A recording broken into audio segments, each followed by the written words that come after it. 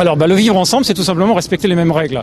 Et nous sommes dans des pays démocratiques, il faut respecter les règles démocratiques. Quelqu'un qui réclame l'instauration de la charia ne respecte pas ces règles démocratiques. Et en tant que tel, le mouvement, je pense, est illégal. Très sérieusement, je pense que ce mouvement est illégal. Et de mon point de vue, mais là, il faudrait que ça soit vérifié par les autorités, il faudrait faire une enquête, tout simplement se renseigner sur ce que c'est que la charia. Je pense que le parti islam surfe sur une ignorance de ce qu'est la charia des occidentaux et des autorités.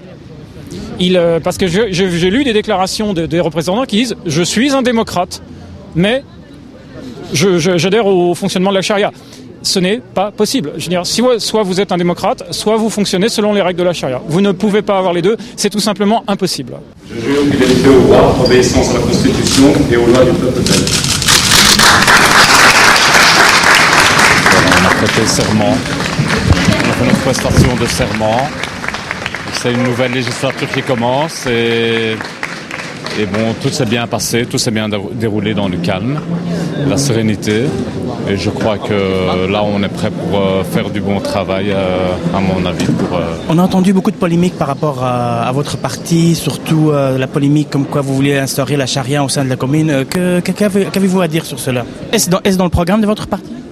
Dans le programme de notre parti, non. Dans le programme de notre parti, c'est avant tout lutter contre les discriminations. Par exemple, les injustices.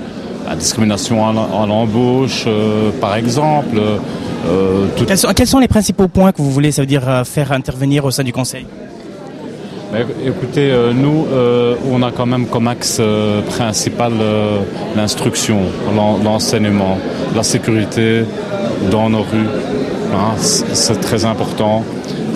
Les infrastructures, l'urbanisme, c'est très important. Il faut valoriser, redonner une bonne image à Molenbeek, surtout le bas de Molenbeek.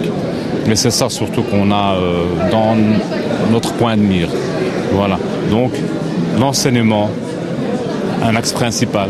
La sécurité pour que nos concitoyens puissent circuler librement à toute heure. Et ensuite, les infrastructures urbaines, l'éclairage public par exemple qui doit être meilleur, les trottoirs, les rues, la sécurité pour nos enfants parce que n'oublions pas qu'on a beaucoup de jeunes dans nos quartiers et ils aimeraient bien jouer, ils aimeraient bien faire du vélo, donc la sécurité également, la mobilité bien sûr. Voilà.